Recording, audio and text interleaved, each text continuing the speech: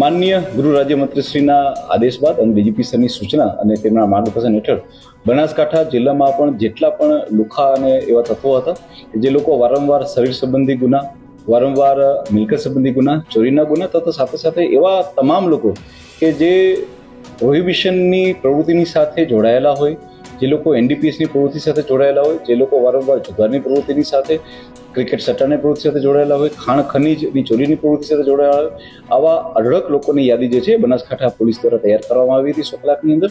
અને આવા તમામ તત્વો કે જો એમની પાસે ગેરકાયદેસર નળ કનેક્શન, ગેરકાયદેસર ઇલેક્ટ્રિસિટી કનેક્શન કે એ લોકોએ ક્યાં દબાણ કરેલું હોય તો તેની ઉપર પણ કાર્યવાહી કરવામાં આવી રહી હતી.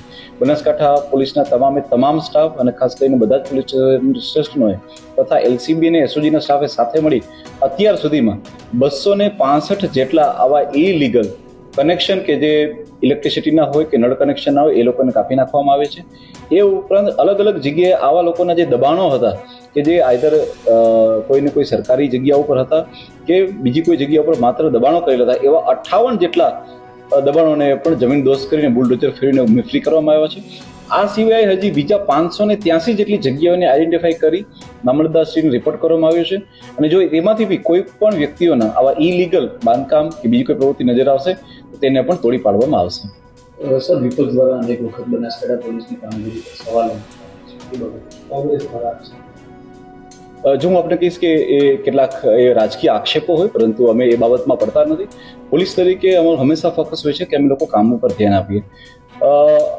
એ બધી વસ્તુથી પરવા કરી વગર હું માત્ર આપને આંકડાઓ આપવા માંગીશ કે બનાસકાંઠા પોલીસે છેલ્લા 2.5 થી પોણા 3 વર્ષ દરમિયાન પ્રોહિબિશનના 42,000 જેટલા કેસ કર્યા છે અને 105 કરોડથી વધારેનો મુદ્દામાલ જપ્ત કર્યો છે.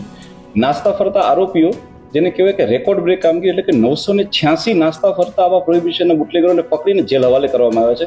એટલે મારા ખ્યાલથી પોલીસ જે છે એ કામ ઉપર ફોકસ કરશે અને મારા આંકડાઓ ઇનફ છે કોઈ પણ વસ્તુનો જવાબ દેવા માટે. Thank you.